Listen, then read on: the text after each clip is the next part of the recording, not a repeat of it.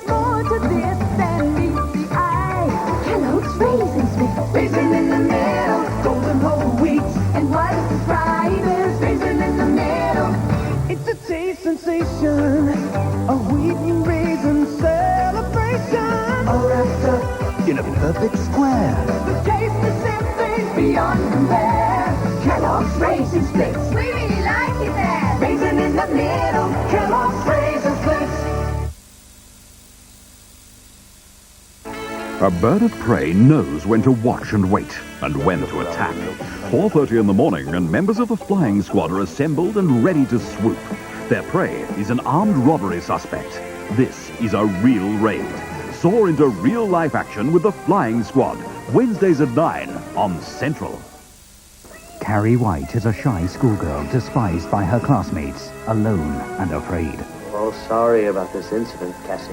It's Carrie. Don't want to stay with you, Mama. Look, I'll answer the door and I'll tell them that you're sick. When asked to the high school prom, Carrie's dream comes true, but her dream will soon be shattered, and the nightmare will begin. You'll never forget it. I don't think I will. Nor will anyone forget Carrie, a Wednesday nightmare at 10:40 on Central.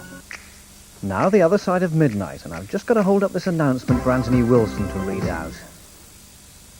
And now the award for... No. We thought we'd actually top this week's show with a little discussion of the Ayatollah Khomeini and his attitude to the satanic verses. We thought about what we wanted to say, and what we'd like to say is that the Ayatollah is a very nice man, a very, very nice man. Islam, fantastic. That's our official position here. Thank you. We'd like to know also at exactly what hour and on what date did the marketing department of Penguin Books realize that things had got a little out of hand. Perhaps it was on the other side of midnight.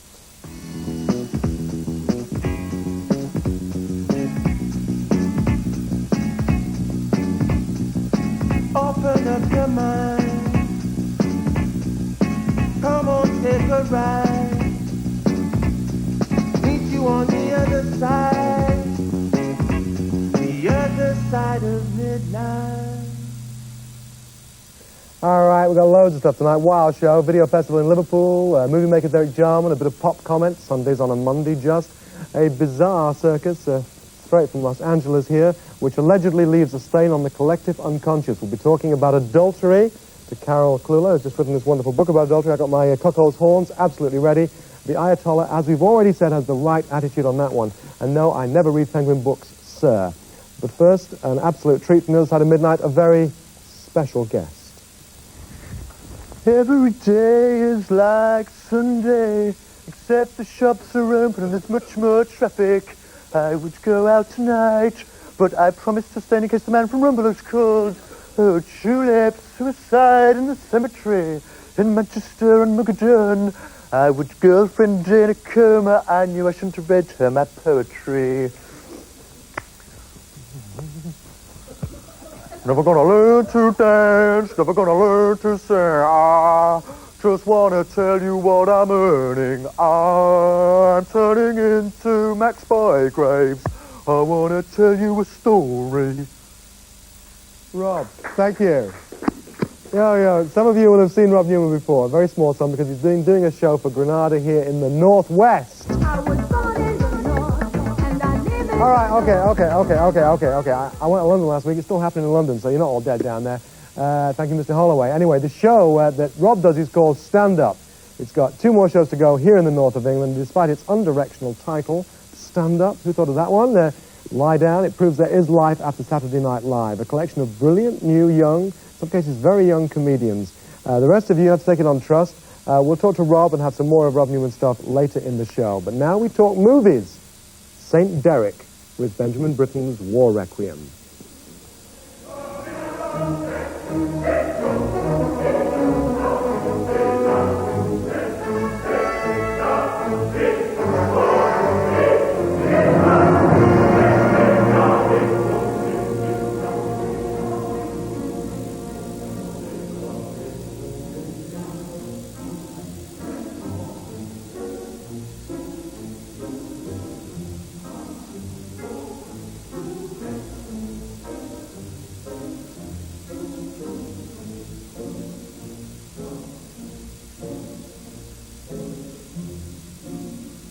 I can't read music. So I have to react to it on a sort of gut emotional level.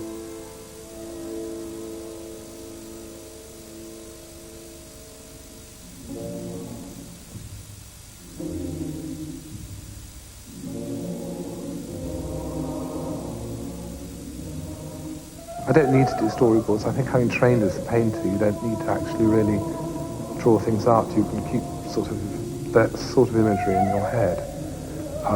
And in any case, it never works. If you start, it would work in a very complicated, mammoth film to do that. But I mean, in the sort of low budgets, you can't do that because you encounter situations which are quite different.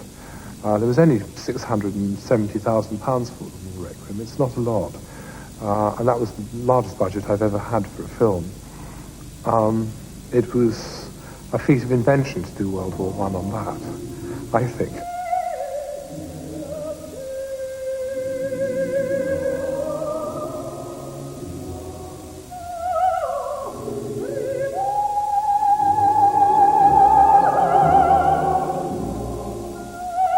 I think David Putnam went out quite cynically, and for that reason, I'm not against that one, but I think he cynically manipulated the situation here to dream up a public relations exercise after his years with the Saatchi agency to sell us the new British cinema, and I don't think it had its real roots, and it was only those people who were mid-Atlantic already had their eyes on Hollywood, which he certainly did, because as soon as he got there, he said, there never was a British cinema. I've come to the place where it always was. And in Cannes, I heard him say, it's a great pity the British are making over-the-garden wall movies to an audience of filmmakers, referring, I presume, to things like My Beautiful Laundrette, which had actually been nominated for Oscars. I think it was a cynical exercise, and I think that what's happened to him shows that I was absolutely right. I said that he would face a firing squad, and he did at Columbia Pictures.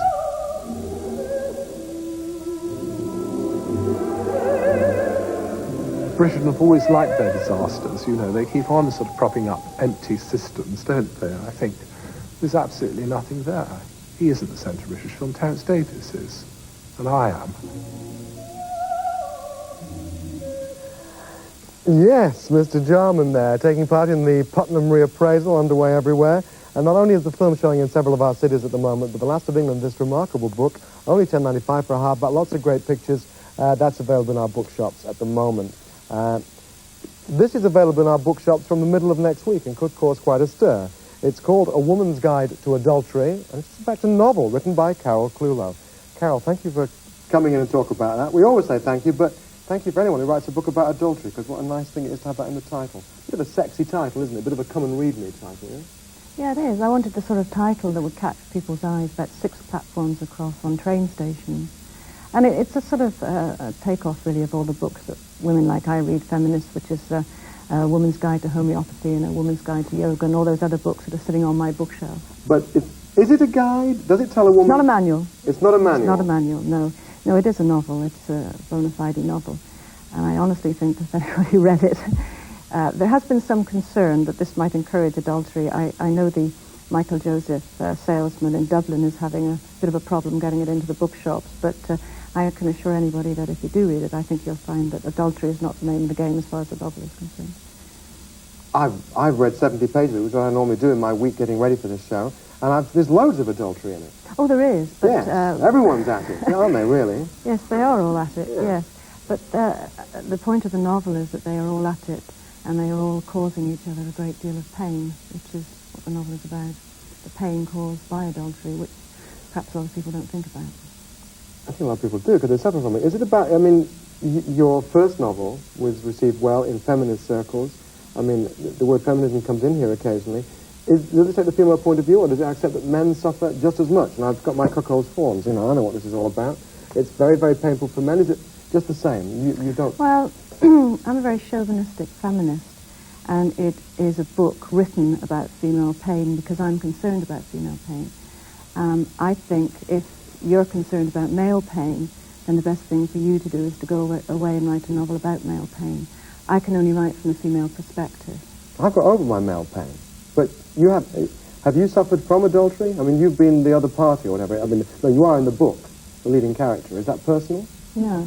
No, I think, fine. It was I didn't mean to answer. That's not even remotely offensive. It's just that I know that if you write in the first person, most people would assume that somehow you are the narrator. And in some sense you are, of course, because it's your feelings that are going into it. Yes, of course, I'm 41 years old. I've had an affair in my lifetime. So have most women my age. I'm not the narrator, but yes, a lot of my feelings are in there. Okay, the subtitle is, or the other title would have been Thinking of Monica, who's the woman who the heroine screws the husband of She's the wife Monica. of Rose's lover, Paul, yeah. So in other words, you're saying that the woman worries very much about the other woman. Yeah, the second title came from the idea that I think particularly women like me who are feminists and like to think that they are very concerned with other women. When you have an affair, the first night in bed, you always say, well, look, darling, I'm thinking of Monica an awful lot, and this must go on, but we mustn't hurt Monica. Now, within about 2 months, you don't give a stuff for Monica because you're hurting so much. As far as you're concerned, Monica can look after your own pain because you've got too much to think about anybody else. So it's the hypocrisy of thinking about Monica. And men think I don't give a stuff from the start, don't they? Or is that just my own personal cynical viewpoint of myself? I don't know. I don't know. I mean, I'd really like to know whether there is actually an essential difference between the way men look at sex and the way women look at sex. I really want to believe there isn't, because if there is, that seems to me to be a flaw in the whole organization of the species. Lenny Bruce says we do it with mud, and I can vouch for that. I've never done it. Anyway, we've come to the end of our time. Carol, it's a fascinating book. It might cause quite a stir over the next few weeks when it comes out in the bookstores later this week, I believe. Thank you for coming in and talking about it. And the lady lives in Newcastle and has a great restaurant, which I'm sure you'll find out by the Newcastle papers. In part 2, video positive. We're negative about a couple of pop videos. We've got an incredible bunch from Los Angeles and more Rob Newman. Wow. The other side of midnight. I can't kiss you with all that chocolate on your face. Andrex Family Tissues. Families have been crying out for them.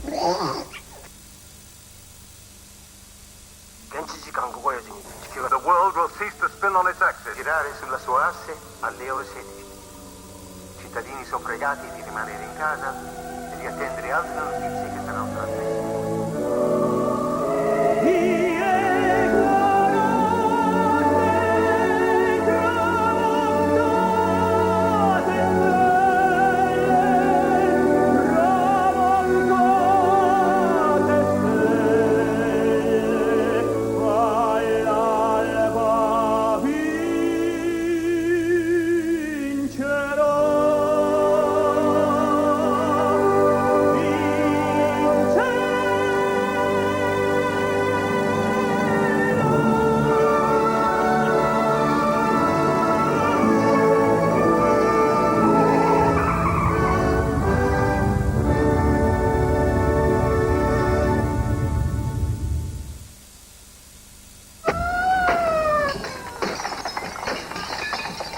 Barbican, alcohol-free.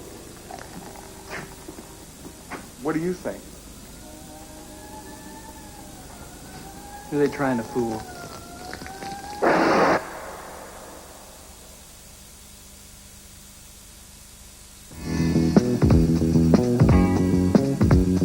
The other side of midnight.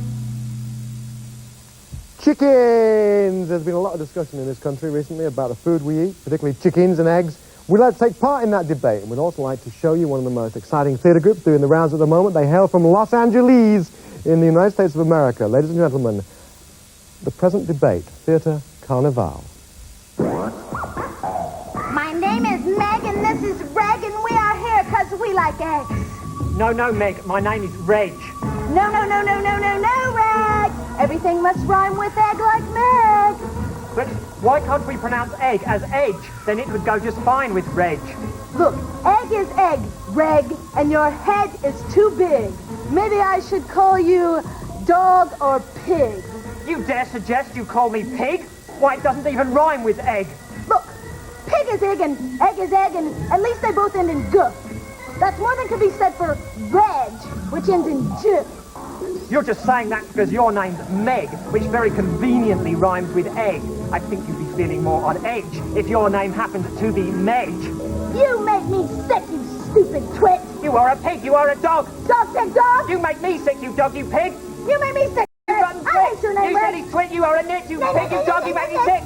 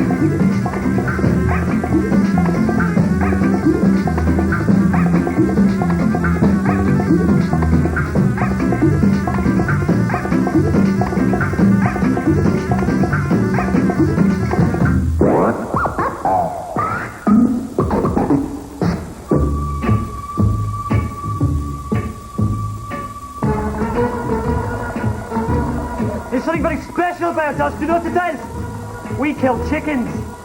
You're probably wondering how we have the nerve to stand up here and admit to such antisocial oddities, but we're proud of it. The eggs to lay eggs. It's what's dragging the chicken race down into the slime, ladies and gentlemen. You are all animals. You are living a lie. You have dreams, right? We all have dreams. You remember what it was like when you were young? You thought the world was a beautiful place, didn't you? And you had high hope for it. Everywhere you looked was misery, pain, bigotry, starvation, frustration, greed and envy and all sorts of horrible things. But for a while you tried to change things. And you realised it was extremely difficult to change things. The world's a screwed up place.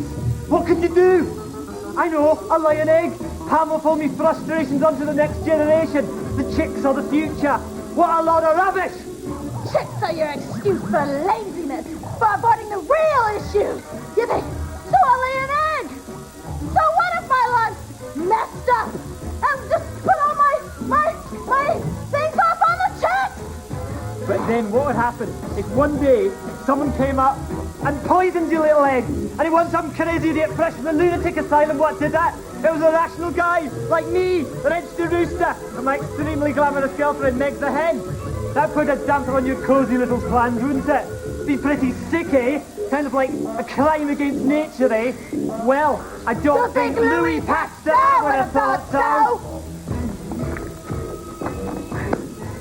We come from the egg, to the egg we shall return.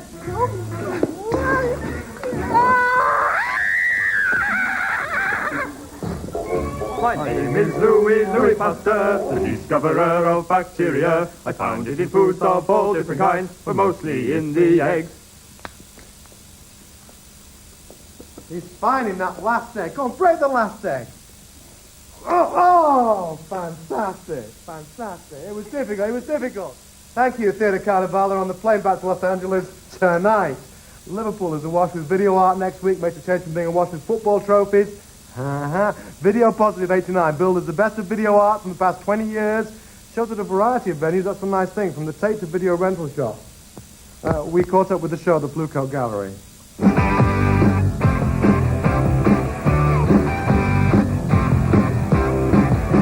Video Positive is Britain's biggest ever video festival.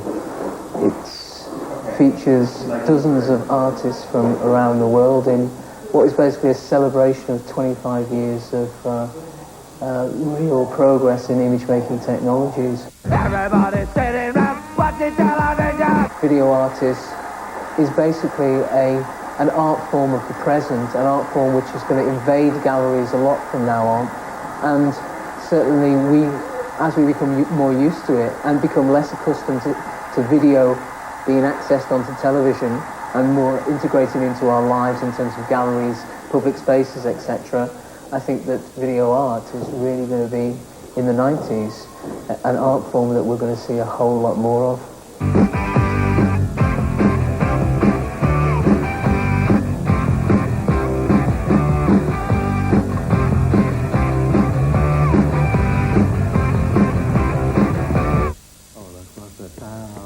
Right, Rob's a Clash fan here. I'm sorry about that. He's brain damaged. All next week, all over the pool, you got that kind of stuff. It makes you think about video, doesn't it? Pop videos.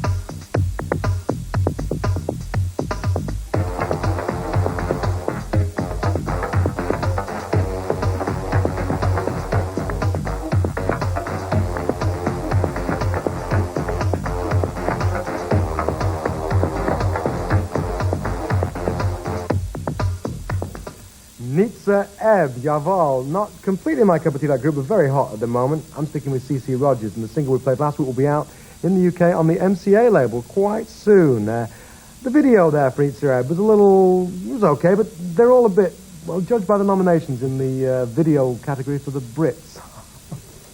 Yes, the Brits. The BPI Awards by any other name would smell as bad.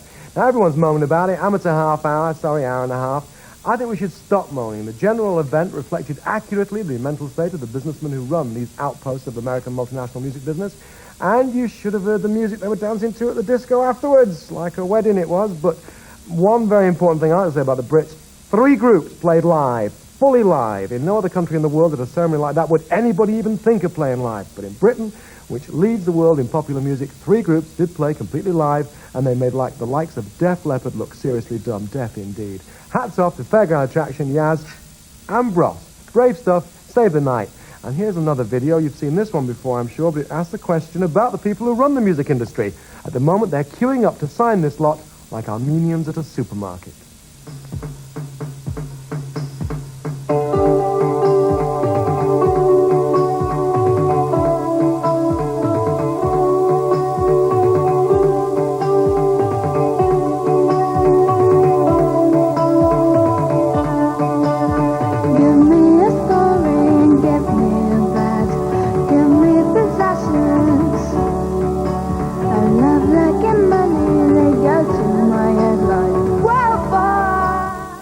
Okay, we showed that not for its musical merit, though it has some certainly, but rather as an industry note.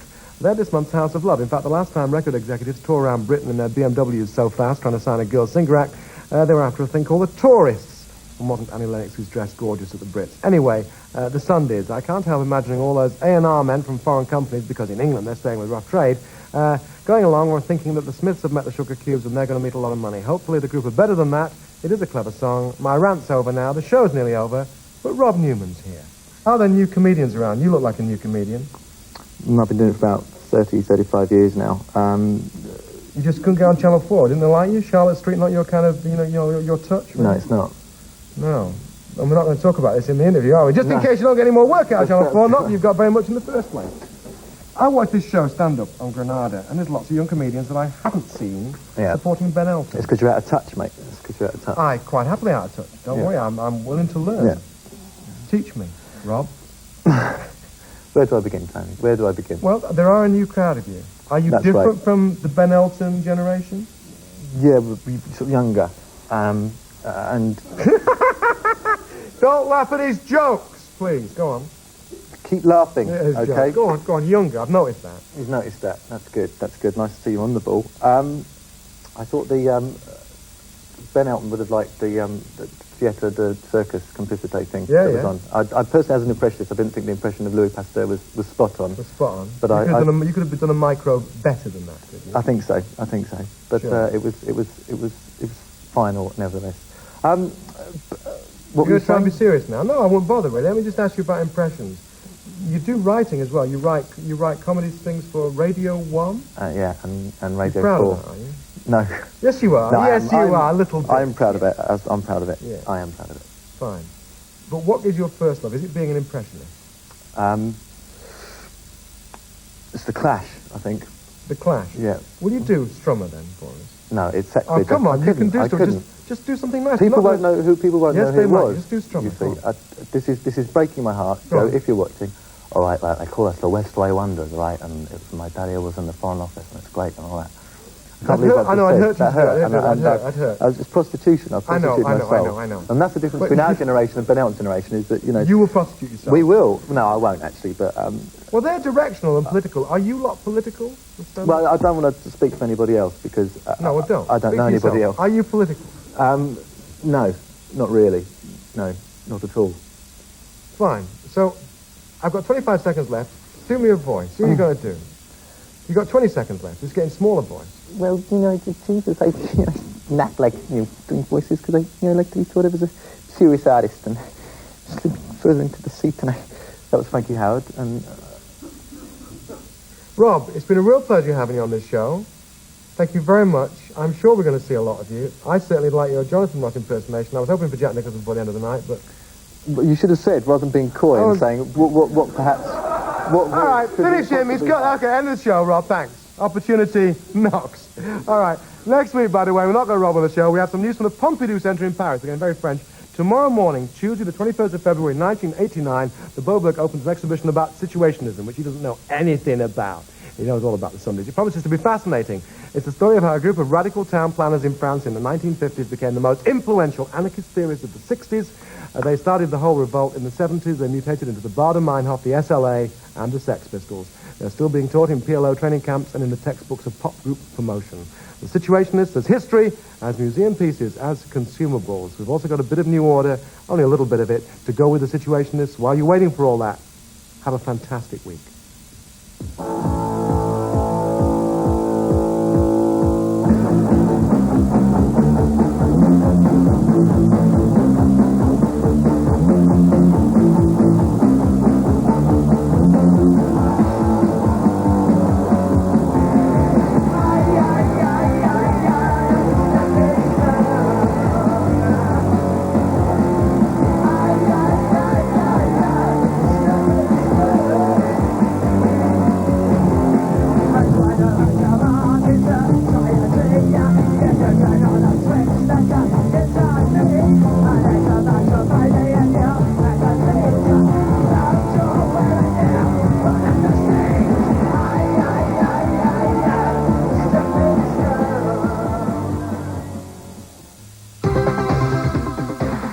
Badawi presents ITN's Morning News at 5 after this morning's edition of Central Job Finder 89. Ann Davies next. Are you feeling unlucky? Then this is the laughing policeman for you. This sledgehammer. Who is he? A menace. He used to fire warning shots at jaywalkers. But now he's got rough. Tuesdays at 10:35 on Central, Sledgehammer. I think I got him. He's a tough nut to crack. I've learned a few rules in the art of survival. Number 1, be prepared for when the little darlings come to visit. 2, eat a bowl of Kellogg's All Bran every day to help your digestive system. When you feel fitter on the inside, you feel ready for the world outside. Number 3, beat them at their own game! Kellogg's All Bran, the original high-fiber cereal. And now the 7-Up news. Wonderful news from Diet 7-Up. Saccharin's out 100%, so now Diet 7-Up has 100% great taste. 100% saccharin-free, 100% great taste. That's new Diet 7-Up. I'm really into it. One taste of new Diet 7-Up, and you'll be into it too.